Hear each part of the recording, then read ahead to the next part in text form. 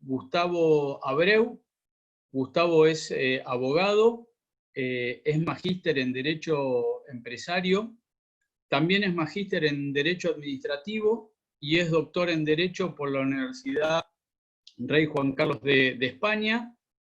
El título de su tesis es El fútbol como deporte y como organización en Argentina y en Inglaterra. Sus cargos y funciones: Gustavo es director del Departamento de Arbitraje de la Universidad Austral, es director ejecutivo de la Maestría en Derecho en la Universidad Austral, director de la Cátedra de Derecho del Deporte, es profesor de Derecho Romano y de Derecho del Deporte de la Universidad Austral, también es miembro del Comité de Disciplina de la Superliga Argentina de Fútbol, es expresidente del Tribunal Nacional Disciplinario Antidopaje de la República Argentina, es ex miembro del Comité de Disciplina del Ente Nacional de Alto Rendimiento Deportivo de la República Argentina, árbitro del TAS-CAS en Suiza, director de la revista digital de Derecho del Deporte de la Universidad Austral, y es autor de 2 libros, El fútbol y su ordenamiento jurídico, y su segundo libro es El fútbol argentino, historia jurídico-política de su organización. También es autor de varios artículos de derecho deportivo. El título de la charla que aquí nos reúne es La historia del fútbol universal, pasión argentina. Los dejo con Gustavo Abreu. Muchas gracias, Ezequiel, por la presentación. Bueno, vamos a tratar de resumirlo en 45 minutos. A ver, yo hoy le adelantaba a Ezequiel, el fútbol es una creación inglesa, pero todos los pueblos de la antigüedad tuvieron juegos con pelota. Los chinos tenían algo parecido, se llamaba Sun Chu, los japoneses algo parecido, se llamaba Kemari, los romanos tenían algo parecido, se llamaba Aspartum, los griegos tenían algo parecido, se llamaba Epísquiros, y así todos los pueblos importantes tuvieron juegos con pelota. El juego consistía en patear algo redondo, que había que introducir el arco del equipo contrario, no era tan así, pero eran juegos en general que distraían mucho a la gente, le gustaban mucho a los soldados, sobre todo, y a la población, un poco para descargar tensiones. Recuerden que en la antigüedad no había descanso del sábado, del domingo, se trabajaba todo el tiempo, y en algunas fiestas religiosas se podían hacer encuentros parecidos a esto. ¿Por qué yo aseguro que es inglés el origen? Porque la primera vez que aparece documentada la palabra fútbol en un documento es en Inglaterra en 1314. Y era una prohibición, el rey prohibía a la población de Inglaterra jugar al fútbol mientras él se iba a Escocia a hacer la guerra contra los escoceses. ¿Por qué prohibía la guerra, prohibía un rey jugar al fútbol? Porque el fútbol era masivo en esa época, se jugaba 200 de una población contra 200 de otra población, era muy violento, generaba heridos, hasta muertos, hay causas penales abiertas por los muertos en los partidos de fútbol, y el juego consistía en patear algo redondo que se pudiera llevar desde la entrada de un pueblo a la entrada del otro, y el gol era justamente eso, llevar la pelota a la línea de meta contraria, que a veces consistía en que era la puerta de la parroquia del pueblo vecino, a veces era la entrada, pero se jugaba a campo traviesa, a caballo, con palos, mujeres, varones, era una horda de personas que se disputaban algo redondo, o que se podía patear y hacer rodar, y eso fue durante siglos el fútbol. Es decir, en 1314, más o menos hasta el 1900, en que se empieza a reglamentar,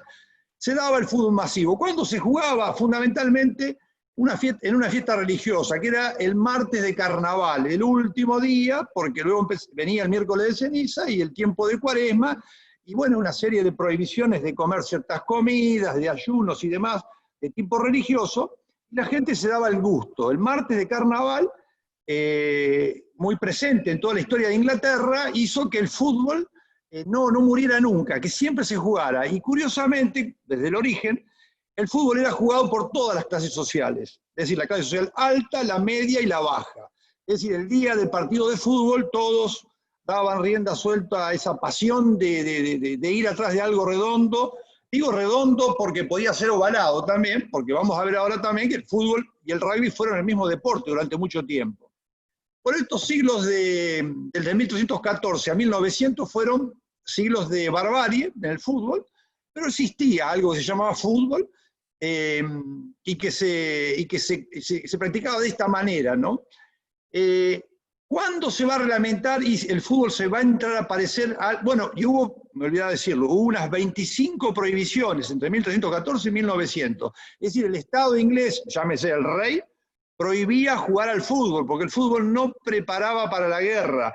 El rey quería que la gente, si iba a hacer algún deporte, practicara la arquería, el lanzamiento de jabalí, el lanzamiento de bala, algo que sirviera para pelear, y no el fútbol que no preparaba para la guerra y generaba bueno, heridos, y contusos y muertos, y vidrios rotos. Es curioso cómo los ingleses valoraban los vidrios, porque en todos los reportes aparecen tumultos y vidrios rotos como grandes pérdidas, ¿no? Pero bueno, en 1900, ahí ya empiezan a aparecer en la sociedad inglesa una serie de colegios de la alta sociedad inglesa, conocidos como public schools. Esas public schools eran colegios privados en régimen de internado.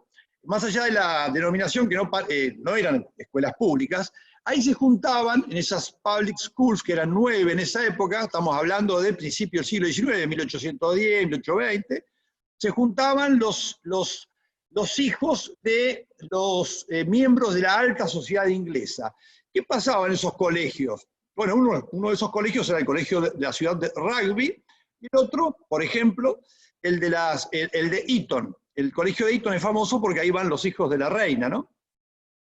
Bueno, en esos colegios, ¿qué pasaba? Iban hijos de gente muy importante de Inglaterra que desobedecían la autoridad de sus maestros, de sus rectores. Esto es, ¿por qué? Y porque ellos decían, este señor que me da clases y que me quiere controlar la vida, vivo en régimen de internado las 24 horas durante periodos muy largos, ¿quién es? No tiene ninguna autoridad, él es nadie comparado conmigo. Yo soy miembro de la aristocracia, este tipo es un plebeyo. Entonces, al desconocerse la autoridad de los maestros y de los rectores, se producían rebeliones en esos colegios. Rebeliones que hacían que los alumnos tomaran los colegios y que luego tuviera que ir la policía, bayoneta en mano, a frenar esas rebeliones. Entonces terminaba muertos, con muchos heridos y con grandes problemas que hacían que después a sus hijos a esos colegios a educarse. Y ahí viene una gran idea que tuvo un gran educador de la Inglaterra del siglo XIX, que fue Thomas Arnold. Thomas Arnold era el rector del colegio de la ciudad de Rugby, a los 20 aproximadamente. Se le ocurrió, para evitar estas rebeliones, sobre qué pasatiempos podrían... Un segundito, perdón, ¿eh? ¿Podés bajar el volumen de eso? Perdón, acá, discúlpeme, no, me estaban tapando, discúlpenme la interrupción. Bueno, Thomas Arnold... A ver, ustedes, ¿qué tipo de pasatiempos quisieran tener en el colegio de tal manera de estar felices aquí dentro y que todos, dentro de un orden, nos llevemos bien y no tengamos estas rebeliones? Y luego de esa encuesta que hizo Thomas Arnold, descubrió que lo que más les interesaba a esos jóvenes era jugar al fútbol. Entonces dijo, bien, les gusta jugar al fútbol, pero ¿de qué modo? Porque se juega de tantas maneras distintas. La zona de Sheffield tenía su reglamento, la zona de Birmingham tenía su reglamento, la de Manchester tenía su reglamento, Rugby tenía su reglamento. Rugby hacía unos años que ya se jugaba preponderantemente con las manos. ¿Por qué? Bueno, porque les gustaba jugar así y estaba permitido dentro de su manera, su tradición de jugar, llevar la pelota bajo el brazo.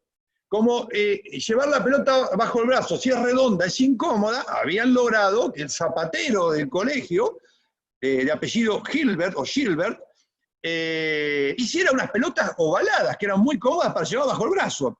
Entonces, en rugby se jugaba al fútbol preponderantemente con las manos, y la pelota era ovalada. Ahora, Eton era otro de esos colegios que inmediatamente después de que Rugby hizo un reglamento de fútbol, también escribieron el propio, dijeron, a nosotros nos gusta jugar con una pelota redonda, y nos gusta jugar preponderantemente con los pies.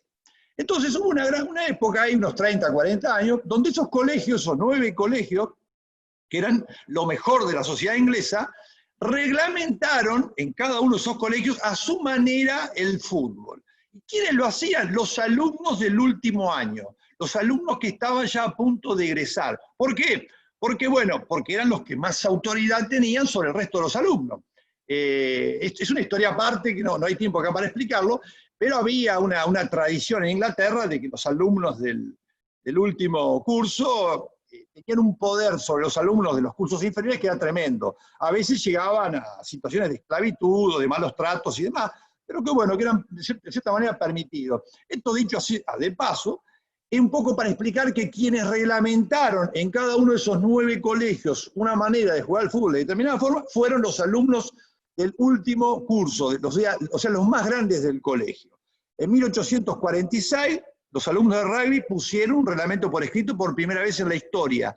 Primeras reglas de juego de fútbol por escrito. Desde 1314 se jugaba, pero siempre las reglas eran transmitidas de una generación a otra por transmisión oral. A partir del reglamento de 1846 de la ciudad de Rugby, hubo algo por escrito. En 1848, los alumnos de Eton, viendo que los de Rugby también habrían reglamentado ese deporte, lo reglamentaron. Y así se formaron 9 reglamentos distintos. Entonces, ¿qué pasaba en esa época? Bueno, fundamentalmente cuando un colegio quería jugar con el otro, mandaba una carta y le decían, bueno, tenemos 15 jugadores dispuestos a jugar contra el equipo de ustedes, y se tenían que poner de acuerdo más o menos sobre una fecha, cuántos jugadores por lado y con qué reglas jugar. ¿Por qué? Porque cada uno quería jugar con sus reglas. ¿Cómo terminaba esta negociación? Que finalmente se jugaba un tiempo con las reglas de juego de uno y otro tiempo con las reglas de juego del otro. Y uno ve en los registros que Eton le ganaba a Rugby por 3 tries y 1 gol a 0, por ejemplo. Y uno dice, ¿cómo? Try, gol. Claro, en un tiempo la pelota pasaba por abajo del travesaño y en otro pasaba por arriba. De un tiempo era ovalada y en otro tiempo era redonda.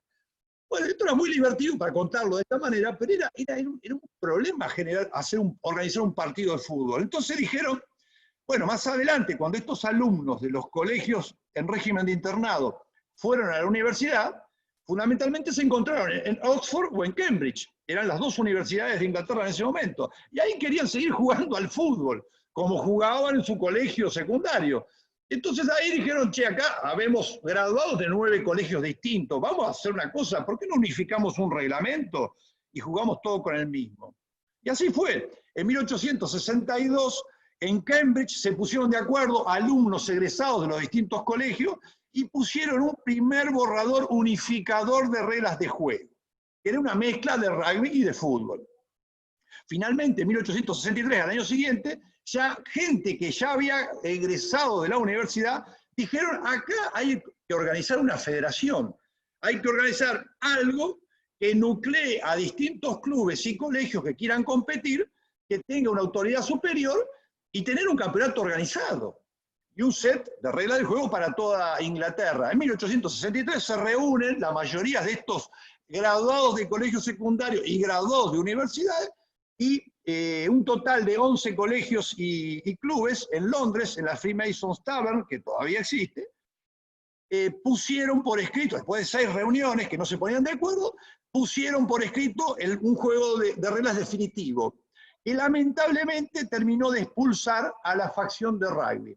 ¿Por qué? Porque la mayoría de esos muchachos que estaban en la Freemasons Tavern, el 8 de diciembre de 1863, el fútbol tiene fecha de nacimiento, 8 de diciembre de 1863, no aceptaron jugar con pelota redonda, no aceptaron la patada libre por debajo de la rodilla y no aceptaron el tackle o el charging. Eran métodos muy rudos y muy violentos. Entonces la gente de rugby se retira de la reunión.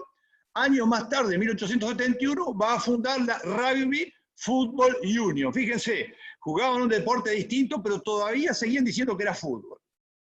Bueno, este cuento un poco viene para explicarles cómo en Inglaterra se moldea el fútbol. Ahora, ¿cómo el fútbol que moldearon los ingleses se transmitió a todo el mundo? Bueno, principalmente porque los ingleses crearon todas las instituciones que hoy conocemos. Fíjense, los ingleses crearon la primera Federación Nacional de Fútbol y la llamaron Football Association. Todavía existe, Football Association.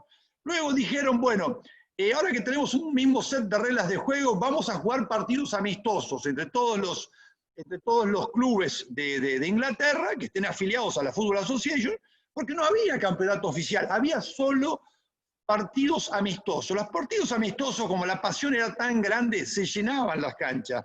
Si alguno vio la serie esta de English Game, o no sé, traducida al español, no sé cómo es el título, créanme que eso es bastante fidedigno. De hecho, yo en mi tesis a Jimmy Love y a Fergus Sutter los nombro, porque fueron los primeros casos de profesionalismo en Inglaterra. Incluso el actor principal, que es Lord Kinner, fue fundamental para que el fútbol se organizara de la manera que se organizó. Fue el presidente de la Football Association durante 33 años. Dicho esto, sigamos con cómo evolucionó. Primero fundaron una federación nacional, después jugaron partidos amistosos, organizaron partidos amistosos desde 1863 hasta 1871. En 1871 dicen, ¿por qué no hacemos un campeonato oficial?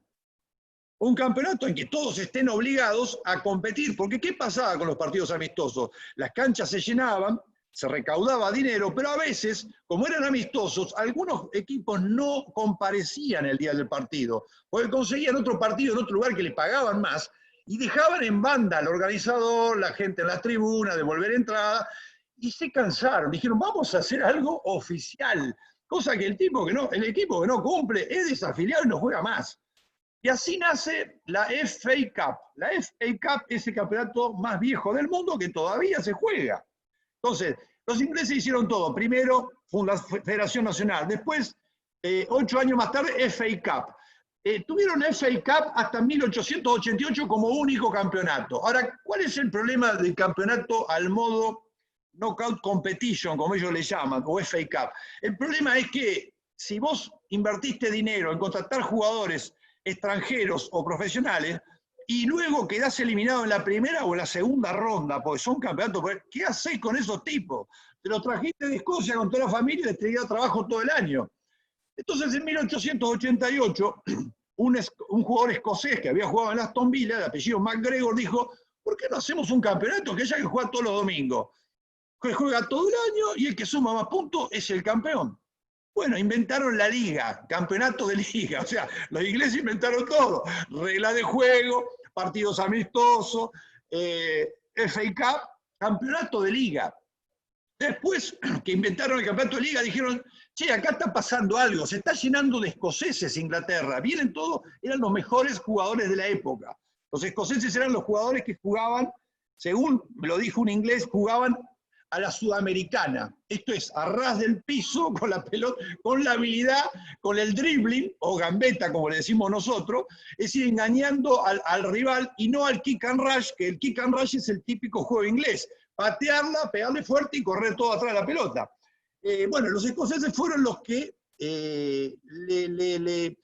fueron los que demostraron de que había algo que también se explica muy bien en esa serie inglesa, que había que reglamentar. A ver, el deporte era esencialmente amateur en esos años. ¿Por qué era esencialmente amateur? Porque era practicado solo por la gente de clase social alta. Entonces, el amateur, la persona de clase social alta, no quería jugar con gente de otra clase social. Ahora, si vos permitís el profesionalismo, estás permitiendo que la gente de clase social baja que tenga habilidad para jugar, a cambio de un dinero, se empiece a mezclar con vos. Y entonces, claro, eso fue lo que demuestra esta serie que les comentaba. Aparecieron los escoceses que los traían desde Escocia, les simulaban que les daban un trabajo en una fábrica y cobraban dinero. Y ahí aparece el problema del profesionalismo. Y los ingleses otra vez lo hicieron. Fueron los primeros en el planeta que permitieron el profesionalismo en el fútbol. Permitir el profesionalismo en el fútbol es permitir que los pobres cambien un puesto en la fábrica a cambio de recibir un sueldo por jugar bien al fútbol. ¿Y por qué lo hicieron? Bueno, primero porque el profesionalismo en cualquier deporte que ustedes imaginen es indetenible. Una vez que hay un público dispuesto a pagar una entrada a la cancha o dispuesto a pagar un servicio de audiovisual para comprar eso, ya es indetenible, no se lo puede prohibir al profesionalismo. Y con ese criterio los ingleses dijeron, bueno, permitamos el profesionalismo, y luego fueron los mejores del mundo durante mucho tiempo. Fíjense que los ingleses desde 1863 empezaron a jugar fútbol como selección nacional, pierden el primer partido de visitante en 1929. O sea, estuvieron, qué sé yo, 37 más 21, o sea, más de 50 años sin perder un partido como selección nacional. El primer partido que pierde Inglaterra como local, es decir, en el estadio Wembley, es en 1953. O sea, tuvieron 70 años sin perder, porque eran los mejores. ¿Por qué eran los mejores? Porque permitieron el profesionalismo más rápido que el resto del mundo. Cuando venían los ingleses a jugar a Argentina en la década del 10, del 20, nos goleaban, nos ganaban como querían. Por eso los argentinos festejamos tanto el gol de Grillo a los ingleses en el año 1953. Nosotros les pudimos ganar a los ingleses recién en 1953. Nos tenían de recontrahijos. Es decir, los ingleses, permitiendo el profesionalismo en un momento temprano, permitieron, o sea, se dieron a sí mismos la posibilidad de ser los mejores del mundo. ¿Por qué no ganaron más campeonatos del mundo? Porque no había campeonato del mundo o porque no iban, pero ganaron. La medalla de oro de los Juegos Olímpicos de 1908 y la medalla de oro de 1912. No ganaron las demás cosas porque no fueron. Y el otro gran equipo a nivel selección nacional del mundo, que estuvo en esa época al nivel de Inglaterra, fue Uruguay. Porque Uruguay gana las medallas de oro de los Juegos Olímpicos de 1924 y de 1928, que ahora la FIFA se los ha reconocido como campeonato del mundo, y gana el Mundial del 30. Y fíjense, después, los pocos mundiales que hubo en el medio, Inglaterra no fue. No vino al del 30, no fue el del 34, no fue el del 38. Era lo que los ingleses llaman, a veces con ironía, the splendid isolation. Estamos acá en la isla, somos los mejores, no vamos, porque si vamos le vamos a ganar, ¿para qué vamos a ir? Fíjense que en 1908, 1912, ellos ni siquiera hicieron una selección nacional para ir a jugar en los Juegos Olímpicos de Londres y de Estocolmo. Agarraron y dijeron, bueno, un jugador por cada uno de los equipos de la primera división. Así nomás. Mandaron uno por cada equipo y goleaban. Entonces, los ingleses inventaron todo y luego lo llevaron al mundo. ¿Cómo lo llevaron al resto del planeta? Fíjense que en la época que yo le estoy hablando, 1870, 1875, 1880, Inglaterra era la potencia número 1 del mundo. Comerciaba con todo el planeta, la mayor flota privada de barcos, hacían los frigoríficos en todo el planeta, hacían los ferrocarriles en todo el planeta. Allá donde iban con sus costumbres. Acá hay un libro muy bueno en la Argentina que se llama La colonia olvidada, que lo escribió Graham Mule. Graham Mule dice, los ingleses en esa época no se consideraban emigrantes definitivos. Los ingleses se iban, la primera generación a hacer la aventura, la segunda a enriquecerse y la tercera a volver a Inglaterra, o la cuarta. Es decir, siempre los ingleses y los británicos se iban de su isla, pero con el ánimo de enriquecerse y volver algún día. Y la única manera de volver, siendo tan ingleses o tan británicos como lo eran, era manteniendo sus costumbres. Entonces, por eso, el tema casi religioso del té a las 5 de la tarde, el tema de llevarse los palos de golf, jugar al cricket, jugar al fútbol, jugar sus deportes. Fíjense que los ingleses a todos los lugares del mundo que fueron, fundaron diarios en inglés. En Buenos Aires llegó a haber tres diarios simultáneamente que se editaban en inglés. ¿Y todo por qué? Porque allá donde iban ellos querían mantener un microclima inglés o británico. Entonces, sin quererlo, porque ellos iban a hacer negocios, no iban a hacerle un bien a la humanidad, diciendo queremos compartir este deporte tan apasionante con ustedes. No, de hecho jugaban entre ellos, no permitían que los nativos jugaran. La primera participación que dan los ingleses, los nativos, era que jugaran haciendo de postes. Les daban un chelín para cada mano, se tenían que quedar paraditos y si al cabo del partido todavía tenían los chelines en la mano, se los podían quedar. Así fueron las primeras participaciones de los nativos. Y luego cuando les faltaba algún jugador, permitían que algún nativo, que no era de origen británico, pudiera jugar al fútbol. Y otra vez con el tema del chelín. Como alguien que no tiene autocontrol y no sabe jugar al fútbol, lo primero que tiende a hacer cuando viene algo redondo picando es agarrarlo con la mano, otra vez con los chelines, le daban un chelín para cada mano y si después que terminó el partido los tenía en la mano, se los podía quedar. Fíjense los ingleses cómo llevaron esto al resto del mundo. Y vamos a Argentina. ¿Cómo llega esto a Argentina? Hay reportes de que durante las invasiones inglesas de 1806-1807, los soldados en algunos descansos practicaban algo que se parecía al fútbol y que también dicen que jugaban al cricket. Y es increíble que ya haya en esa época algún antecedente. Pero más allá de eso, que puede ser de dudosa probabilidad, pero hay gente que lo ha escrito, en realidad el primer partido de fútbol se termina jugando en Argentina el 20 de junio de 1867. ¿Por qué el 20 de junio? Porque era la festividad del Corpus Christi y era feriado. Y ese partido se organizó fundamentalmente con Walter Held y Thomas Hogg, eran dos británicos, que dijeron, bueno, vamos a citarnos tal día, parece que fue ahí donde está el planetario, el lugar donde se jugó el partido, era el Buenos Aires Cricket Club, no me acuerdo cómo se llamaba, VA, creo que lo conoce como VA, prestó el campo de juego y jugaron un deporte que era, bueno, el que se ponían de acuerdo en jugar, porque en esa época todavía en Inglaterra no se ponían de acuerdo. En 1867, es decir, ya había un reglamento unificado para toda Inglaterra, pero solamente se aplicaba en los partidos amistosos que organizaba la Football Association. Cuando Sheffield iba a jugar a Birmingham, terminaban jugando a la usanza de ellos. Un tiempo con la regla de Sheffield, otro tiempo con la regla de Birmingham. Entonces, ¿qué pasaba acá? Acá los británicos vivían mirando qué pasaba en las islas.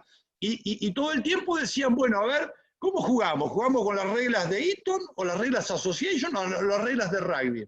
Hubo un año que votaban, cada año votaban, y hubo un año que dijeron, vamos a jugar con las reglas de la Football Association, con tanta mala suerte que le encargan los materiales, las pelotas, al zapatero de la ciudad de rugby, que era Gilbert, o Gilbert, no sé cómo se pronuncia, que es el mismo que hoy fabrica, o sea, sus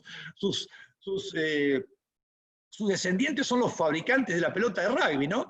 Entonces, ese año, ¿qué pasó? Iban a jugar con pelota redonda, les cayeron pelotas ovaladas y terminaron jugando con pelotas ovaladas. Estamos hablando de un fútbol que todavía no existía el arquero, que no había árbitro, el arco eran dos postes a 8 yardas entre sí, no existía el córner, había offside, ya la regla de offside existía, pero bueno, era lo que se podía jugar.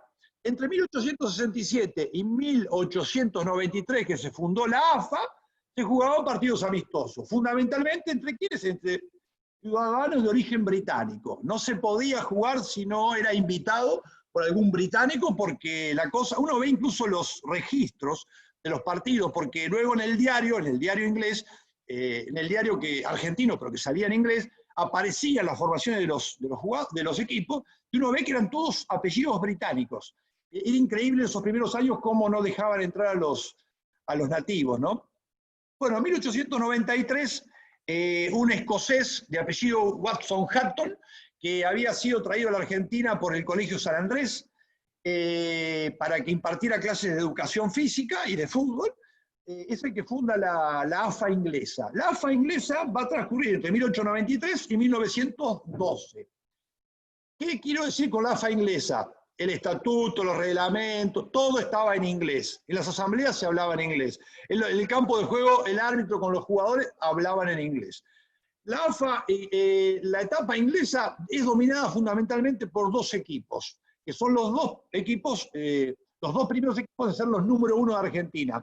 El primero es un equipo que hoy existe, pero que se dedica al rugby, que es el Lomas Athletic. El Lomas Athletic gana todos los campeonatos entre 1893 y 1898. Por eso es el primer grande. Gana 6 campeonatos. A partir de 1899 aparece el equipo que le va a disputar la hegemonía, que es el Buenos Aires English High School.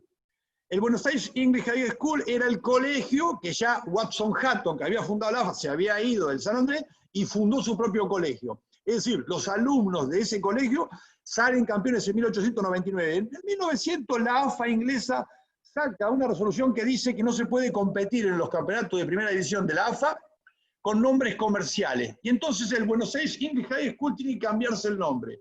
Uno de los hermanos Brown, que jugaban en ese equipo habían dado por Estados Unidos y había advertido que en Estados Unidos había una costumbre de ponerle a los clubes que se fundaban por egresados de los colegios, alumni.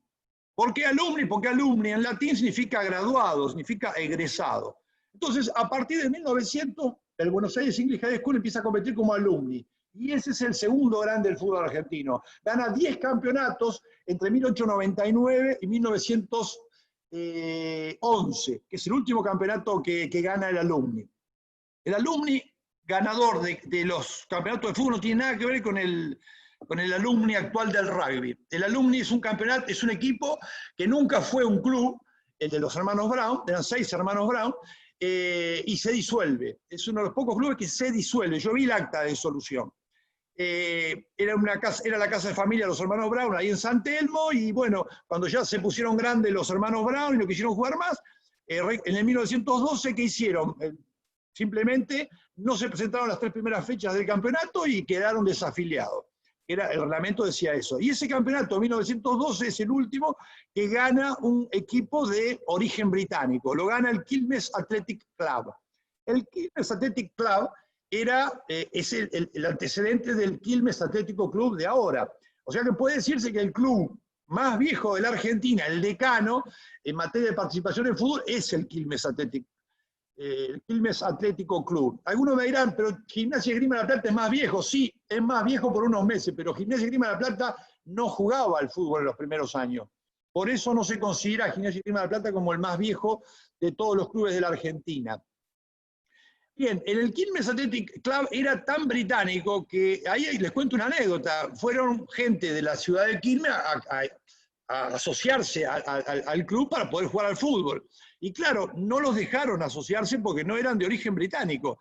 Y había unas trabas ahí que si no te recomendaban 2 socios del club no podías entrar y no los dejaron. Y esos enojados fundaron el Argentino de Quilmes. Y ahí vale la anécdota para explicarles que el primer club de la Argentina, que se llama Argentino, fue una especie de reacción ante la negativa de un club británico de no permitir a los criollos afiliarse para poder jugar al fútbol. Y se funda el primer club argentino de Quilmes, que todavía existe, pero que dio lugar a que en la Argentina haya argentino de Firmat, argentino de Tres Lomas, argentino de donde sea. Está plagado de clubes que se llaman argentinos, pero fíjense que fue una reacción de esa época de los criollos que querían jugar.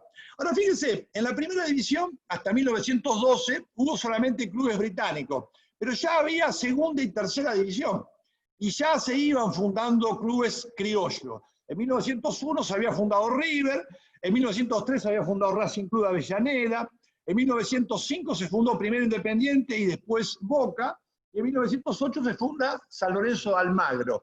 Y estos competían en las divisiones de abajo. Y como todavía no había ascenso o descenso por mérito deportivo, no tenían la posibilidad de poder llegar a la primera división. Pero en 1912, cuando se van, los directivos de los clubes ingleses se van de la AFA inglesa, ya ahí se hace una escisión.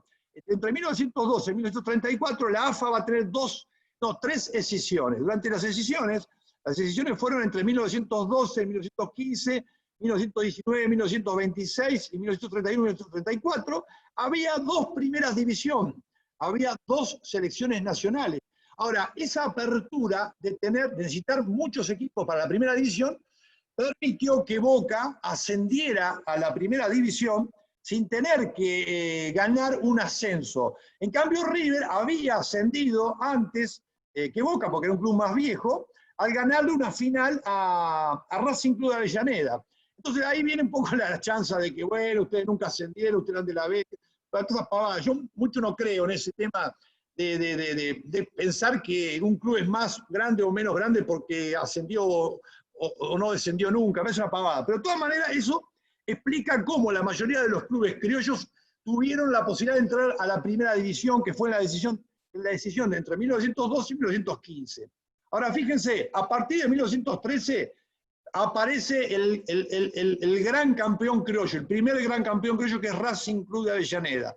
Entre 1913 y 1919 ganó todos los campeonatos. Fue el primer equipo del mundo en ganar 7 campeonatos de liga al hilo. El primero del mundo. O sea, Racing tiene muchos méritos. Y ya en 1917 había superado en cantidad de campeonatos a Alumni. Racing Club de Avellaneda va a ser entre 1917 y 1944 el número 1 de Argentina. Si uno computa campeonatos de liga y copas, ¿qué son las copas? Las copas eran trofeos que se entregaban oficialmente a los campeones de distintos campeonatos. Había una copa que se llamaba Copa Lipton, había otra que se llamaba Copa Cusenier, había otra que se llamaba Copa Ciudad de Buenos Aires. A veces se organizaban torneos con equipos de Rosario o con equipos de Montevideo, y bueno, y esas copas eran oficiales. En una época, el periodismo argentino había optado por no contar las copas del amateurismo, ni las ligas ni las copas. Es un disparate desde el punto de vista personal, porque yo, estudiando al sistema inglés, yo advertí que los ingleses cuentan todo. Si es oficial, hay una federación que organizó y homologó ese título de campeón, es tan valorable como cualquiera. Acá en Argentina durante mucho tiempo se contaban solamente los del profesionalismo. El profesionalismo en el fútbol en Argentina se permitió en 1931. Fíjense, los ingleses en 1886, nosotros en 1931. Tardamos un poco. Bueno, durante mucho tiempo el periodismo tomó solamente los campeonatos del 31 y la actualidad. Por eso daba que River era el equipo con más campeonatos de la historia. Ahora, si uno analiza desde 1893 en adelante todas las copas oficiales que corresponden y luego suma los campeonatos internacionales, se va a encontrar con que River jamás llegó hasta el primero. De hecho, Racing estuvo primero hasta 1944 y estuvo segundo hasta 1979. A Racing lo perjudicaron los 35 años de sequía. Si Racing hubiese seguido ganando, hubiese sido más grande que Boca y que River. Pero a Racing lo perjudicaron esos 35 años que lo mataron. Y River lo supera en el 79 y se acerca muchísimo, tanto es que si Gallardo hubiese ganado el campeonato que no pudo ganar de liga, River se hubiese puesto a un campeonato por primera vez en la historia. Y bueno, estas cosas del fútbol, ¿no? Esto un poco para contarles cómo los 4 grandes del fútbol argentino son Lomas Athletic, Alumni, Racing y Boca. Porque Boca fue el que en el 44 lo desplaza. En general, esto lo digo un poco porque debe haber hinchas de River ahí que me deben estar odiando. El fútbol de River siempre fue muy vistoso, muy agradable. De hecho, el mejor equipo de la historia fue el River de la década del 40, del 41 al 46, la máquina. La máquina era formada de derecha a izquierda, Muñoz, Moreno, Pedernera, Labruna y Lustó. Es considerado el mejor equipo de la historia. De hecho, es considerado el primer equipo de la Argentina que tuvo el fútbol total. Es decir, un equipo que se manejaba en bloque, muy pegado a las líneas y que avanzaba y retrocedía a la manera de la Holanda del 74, a la manera de los mejores equipos de la historia. Es decir, River ha tenido equipos muy vistosos. De hecho, ha tenido grandes jugadores. Fíjense que en la máquina jugaba el Charro Moreno, considerado todavía por gente de 90 años, 90 y pico, que tiene todavía la suerte de vivir como el mejor que vieron. Yo he hablado con mucha gente que sabe a Stefano y a Maradona y a Messi, y te lo aseguran. El Charro Moreno realmente es el único, tiene un récord mundial, es el único jugador de fútbol en 4 ligas diferentes, porque el Charro Moreno era tan bueno que se fue, le pusieron el Charro porque en un momento se fue a jugar a México, pero también salió campeón en Colombia y también salió campeón en Chile, por lo fuerte y porque jugaba de área a área. Era su propia área y llegaba al área rival y ahí decidía si metía el gol él, porque era un gran goleador, llegó a meter 243 goles, que es muchísimo. Compañero. Y en la máquina estaba compuesta de atrás, los arqueros eran o Soriano o Barrios. Y fíjense, Carrizo era suplente. Carrizo, la máquina fue del 41 al 46. 46, la máquina disputó 6 campeonatos largos, de los que había. Salió segundo en 2 y salió tercero en el restante. Y estaba formada por arqueros, eran Barrios y Soriano. Carrizo había debutado en el 45, pero era suplente. Estamos hablando de un fútbol que era muy lindo, pero que todavía no había suplentes, no había cambios. Como entraba el jugador, si se lesionaba, te quedabas con uno menos. Bueno, de atrás para adelante, atrás jugaba Giacono, Bagui, Rodolfi, Ramos, y al medio Ferreira. Y adelante los que le nombré. Los de adelante podían tener algún suplente, como Gallo, como De Ambrosi, pero esa era la máquina. El mejor equipo de todos los tiempos lo tuvieron los de River. Además, para que los de River, si es que alguno de River por ahí no se enoje, también hay que decirlo, River es el club más importante de la Argentina desde el punto de vista social. Estamos hablando de que tiene unos 1.300 empleados, tiene unos 30 deportes federados, es el único club de la Argentina que está adaptado para que cualquier discapacitado pueda hacer uso de todas las instalaciones, que muy pocos clubes lo pueden decir. River tiene jardín infante, primaria, secundaria, instituto terciario, y está habilitada para funcionar como universidad. Y tiene, bueno, eso que lo caracteriza y hace que sea el club multideportes ejemplar de la Argentina, le significa un gran lastre, porque eso le significa empezar cada año unos cuantos millones de dólares abajo, porque eso es deficitario. ¿Y con qué lo paga? Lo paga con el fútbol. Y claro, eso lo hace, hoy en día está por inferioridad de condiciones con respecto a Boca. Boca es un club de fútbol. Boca es el millonario de esta época. Boca tiene muchísimo dinero, lo ha administrado bien y creo que no se ha dado una hegemonía superior de Boca en estos últimos tiempos gracias a San Gallardo. El día que Gallardo se vaya de River, creo que se va a notar esto que le estoy contando, ¿no? Pero bueno, un poco para tanta historia de ingleses, para meter un poco de picante a la charla, y si hay hinchas de Boca o de River, que si me quieren refutar algo no tengo ningún problema. Yo soy de Boca, aclaremos. No sé si hace falta aclarar. Yo soy del interior y todos los negros del interior somos de Boca. Me faltó ser peronista, pero soy peronólogo, no es lo mismo, lo estudio, pero bueno, esto un poco dicho, ¿por qué? Porque a mí la otra vez, no sé, hice esta charla en otro lugar y los de River se me calentaron, digo, no, cálmense muchachos, cálmense que no es para tanto, que están a 3 campeonatos nada más, no están tan lejos. Pero bueno, dicho esto, un poco para sacarlos de la... No sé si cómo estamos de tiempo, Ezequiel, pero puedo seguir hablando. Gustavo, estamos llegando a los 43 minutos del segundo tiempo. 43 minutos del segundo tiempo. Nos queda ¿Ahí alargue? 2 minutos por jugar, más lo que adicione el referee. Y ahí vamos a abrir, seguramente más de uno tenga alguna pregunta o algún comentario para hacer, que escucharemos con mucha atención. Así que 2 minutos más. Sí, 2 minutos para ser crítico. Yo soy muy crítico del sistema argentino. Los ingleses hicieron un campeonato entre pocos y alrededor de Buenos Aires y La Plata y pocas ciudades más porque querían jugar entre ellos. Los ingleses desafían al Lobos Athletic Club en 1900 porque estaba a 102 kilómetros de Buenos Aires. No querían viajar. Y eso estaba bien porque ellos querían jugar entre ellos, pero cuando viene la dirigencia criolla no fueron capaces de lograr un campeonato federal como el que debería haber en la Argentina. ¿Por qué digo que el campeonato debe ser federal y debe haber un club de primera división en cada una de las capitales de provincia?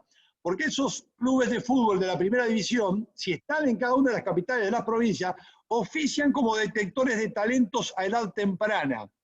Es decir, la Argentina se destaca a nivel mundial por tener grandes talentos deportivos. De los 5 mejores de la historia, 3 son argentinos. Maradona, Stéfano y Messi. Y el Charro Marino quedó afuera porque nadie lo conoce, nada más.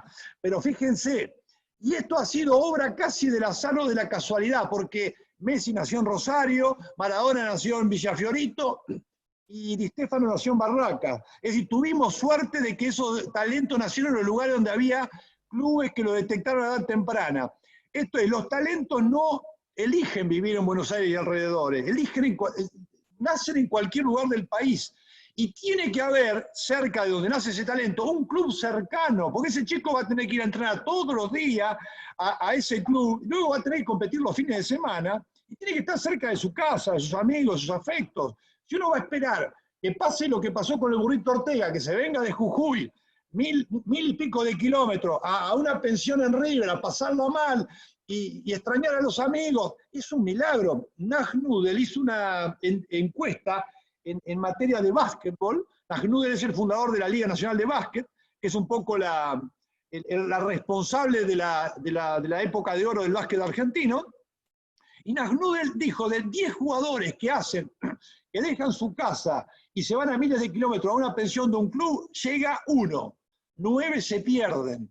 Entonces, si eso es cierto, nosotros tenemos que tener en toda la geografía clubes cercanos a donde viven los posibles talentos y detectarlos a edad temprana. Nosotros vivimos del milagro prácticamente. Y si ha nacido Messi en el Chaco, lo perdimos. Si nació en Río Negro, lo perdimos. No hay clubes cercanos que los detecten a edad temprana. ¿Y todo por qué? Porque la dirigencia criolla no tuvo la capacidad de desarmar el campeonato con la horma inglesa y armar un campeonato federal como sí lo hicieron los brasileños. Los brasileños se dieron cuenta de que el fútbol de ellos estaba centrado nada más que en San Pablo y en Río de Janeiro, y dijeron, esto se tiene que jugar en todo el estado. Bueno, obligaron a los clubes de primera división a jugar el Brasileirao. El Brasileirao es una invención de los militares brasileños. Los obligaron a que hubiera un equipo por cada uno de los 26 estados de Brasil.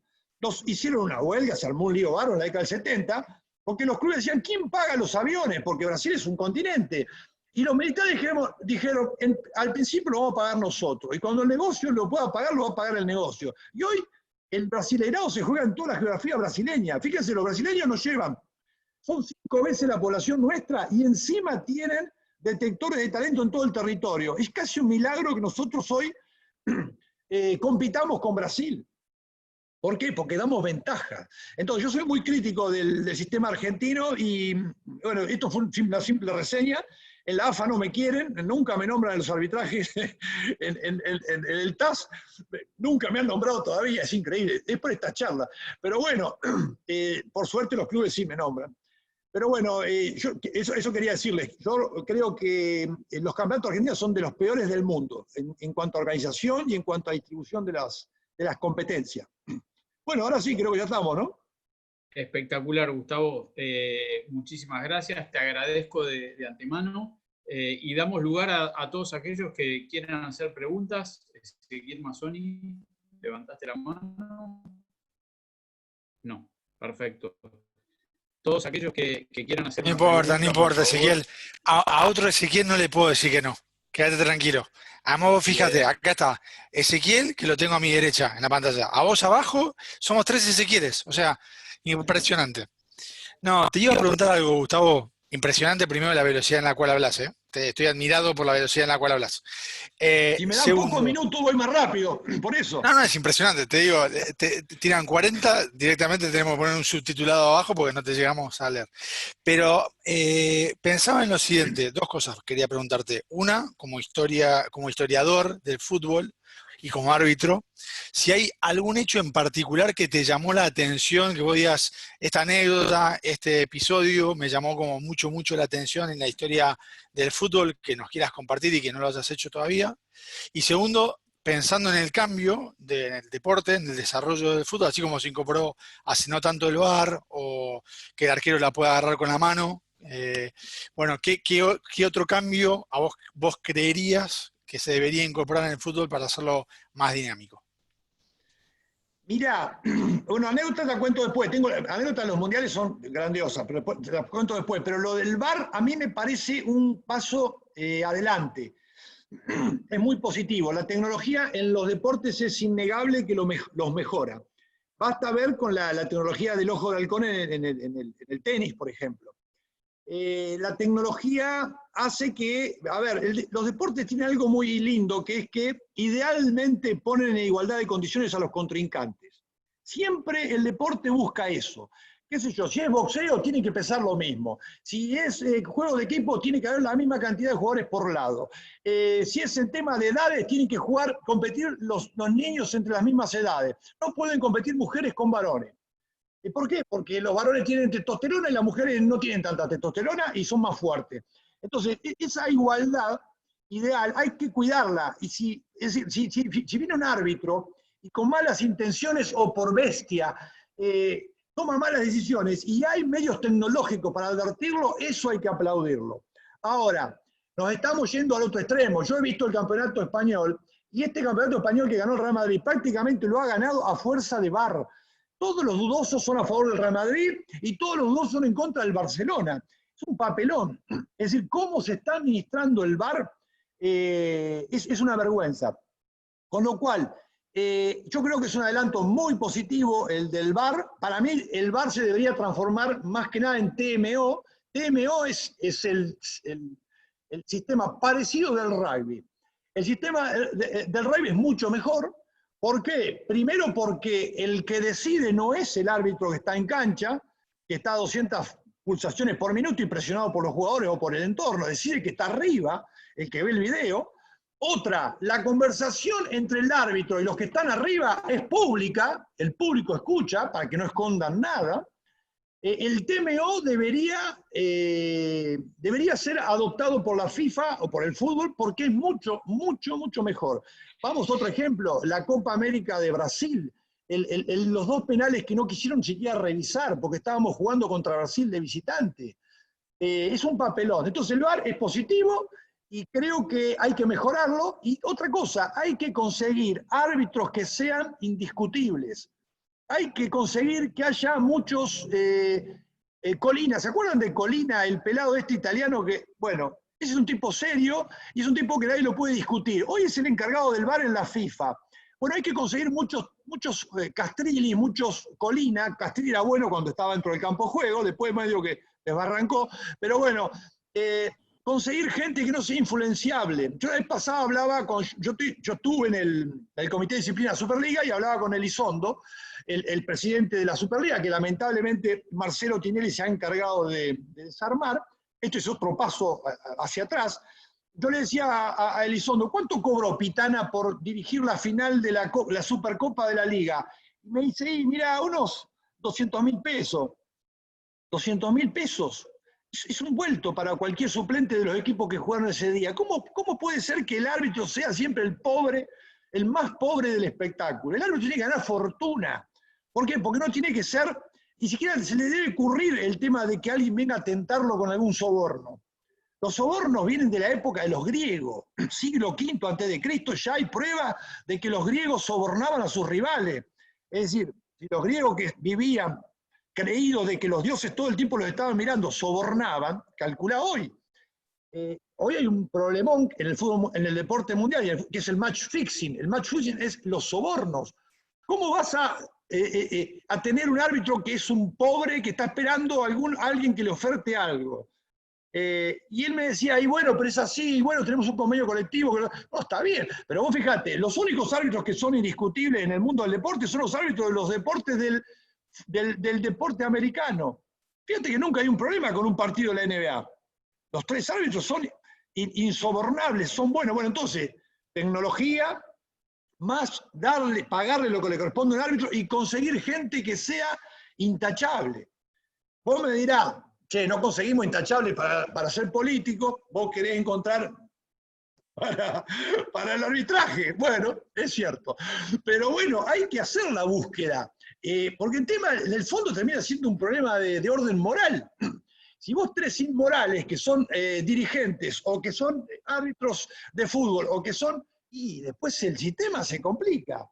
En Estados Unidos yo no creo que sean una reserva de superioridad moral, pero ellos lo hacen por negocio. Porque ellos saben de que el deporte en Estados Unidos es parte de la industria del entretenimiento, compite con Disneylandia, compite con Hollywood, y que la única manera de que la gente lo compre es si tiene seguridad de que ahí no hubo arreglo, de que el resultado es imprevisible, que puede ganar cualquiera. Ahora, si vos permitís que vayan por atrás y te sobornen a los árbitros, vos estás permitiendo o sea, que gane siempre el que tiene la billetera más grande. Y eso todavía está pasando en el fútbol mundial. Porque si pasa en la Liga Española, que es una de las mejores ligas, que el Real Madrid se beneficia con los arbitrajes vía VAR, pues yo dije, cuando apareció el VAR se acabó el Real Madrid. Así, gana el Real Madrid, sí, así. Y ahora se gana un campeonato de esa manera. Entonces, lo del VAR, muy positivo. todavía muy mal realizado. Para mí hay que meterle cosas del TMO. Anécdotas increíbles del fútbol. Por ejemplo, Mussolini, año 34, quería salir campeón del mundo, porque el inventor de la política deportiva en el mundo se llama Benito Amílcar Andrea Mussolini.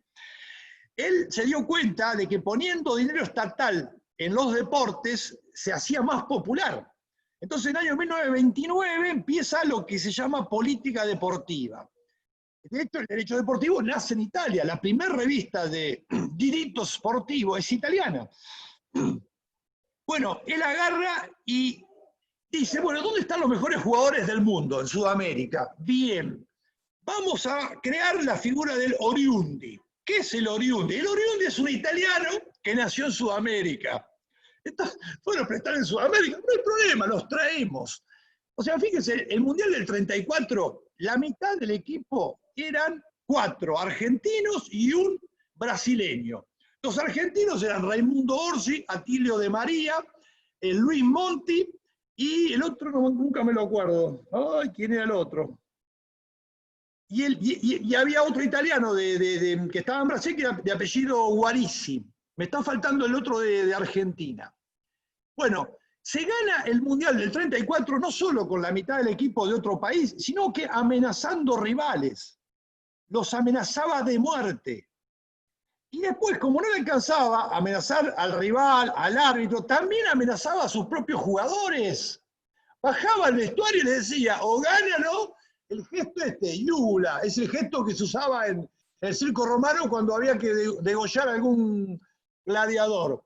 Y esto se sabe por qué, porque Luis Monti jugó 2 finales del mundo. La de 1930 la jugó para Argentina, porque Luis Monti era un mediocampista de San Lorenzo. Y la noche anterior a que se jugara la final del campeonato del 30, vinieron 2 emisarios de Mussolini y le dijeron, usted mañana no tiene que jugar bien y usted tiene que hacer todo lo posible para que Argentina no gane. Porque usted va a venir a jugar para Italia el próximo Mundial. Y Monti se asustó, porque la verdad que vengan 2 tipos con armas, lo amenacen, y no jugó nada. Bueno, se nos lesionó el tanquecito este que jugaba de 9, ¿cómo se llamaba este que jugaba en Boca? Que venía de Gimnasia, bueno, Barallo se nos lesiona, se le sale el hombro al arquero argentino, bueno, íbamos ganando 2-0 el primer tiempo, terminamos perdiendo 4-2. Luis Monti, cuando habla en sus memorias, dice, yo jugué 2 finales del mundo amenazado de muerte, y las 2 amenazados de muerte por la misma persona, que era Mussolini. Increíble esto. Y después, en el 38, como un campeonato mundial no le alcanzaba, hizo lo mismo. El mundial del 38 se jugó en Francia y se encargó de amenazar de muerte a los rivales y a sus jugadores. El arquero de la final del equipo contrario, jugaron la final contra Hungría, declaró que él había sido amenazado de muerte y que él iba a hacer todo lo posible para no contradecirlo. O sea, esos 2 mundiales habría que revisarlo en algún momento, habría que decir, che, pero ¿está bien esto? La FIFA un poco que lo está haciendo, porque fíjense que al darle las medallas de oro del 24, los Juegos Olímpicos de París, y del 28, los Juegos Olímpicos de Ámsterdam, el valor de campeonatos mundiales, simbólicamente a Uruguay, en cierta manera está revisando las cosas, porque los Juegos Olímpicos del 24 y 28 fueron mucho más competitivos que el Mundial del 30. El Mundial del 30 en Uruguay no vino nadie de Europa, no vinieron los ingleses, no vinieron los alemanes, vinieron 4 equipos, porque era un viaje en barco, no sé cuántos días, nadie quería venir acá. Entonces, era mucho más... Y yo creo que con el tiempo estos 2 mundiales, el 34 y el 38, deberían revisarlo. Pero claro, hay una especie de no toquemos mucho la historia, porque la gente, si uno no cuenta estas cosas, cree que todo esto era una barbaridad, que se organizaba todo muy bien.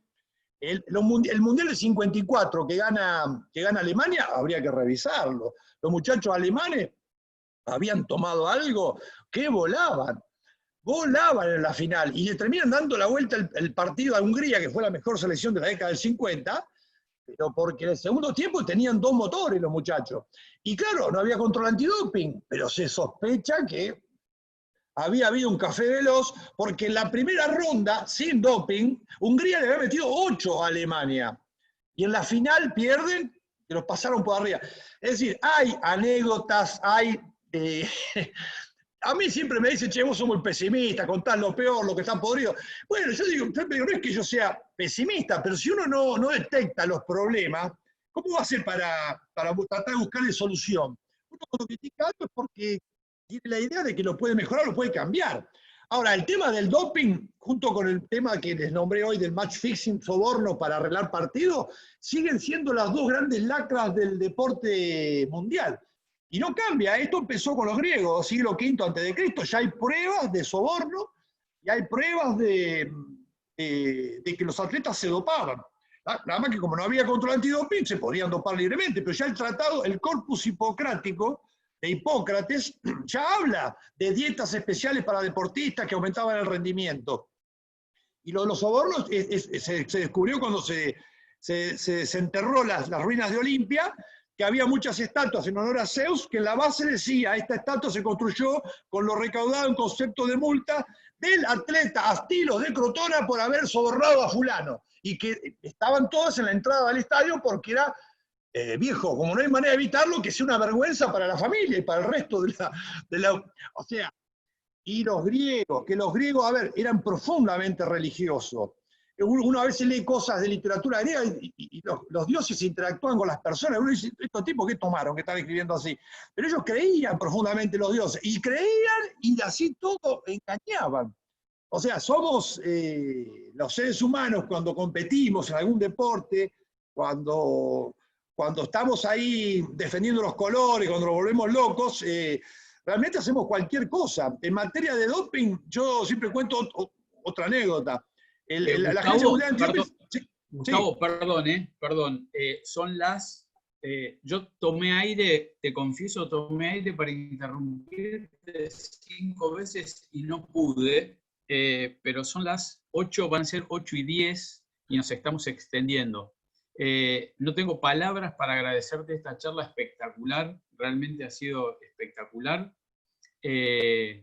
Esperemos contar de nuevo para un segundo tiempo con esta charla genial, te vuelvo a repetir. Te propongo algo, lo mismo que escucharon esta charla, y si tienen alguna pregunta, que te la escriban, te la manden a vos, y venimos en una segunda tanda más adelante, y yo me pongo a contestar preguntas, y listo. Genial, espectacular. Te agradezco, ya la empezamos a promocionar. También me quiero despedir y agradecer a todos los que estuvieron presentes escuchando esta charla y pasarles el anuncio y el aviso que seguimos con las charlas de humanidades esta semana, mañana y pasado a la misma hora. Seguimos con charlas de directivos y charlas de humanidades, siempre a partir de las 7 de la tarde vía Zoom. Les agradezco a todos, nos vemos en la próxima. Gustavo, ha sido un gusto y escucharte y tenerte acá. Esperemos poder concretar este segundo tiempo con preguntas y respuestas acerca de la historia del fútbol y en concreto de nuestra pasión argentina, que bueno, tanto nos despierta. Muchas gracias.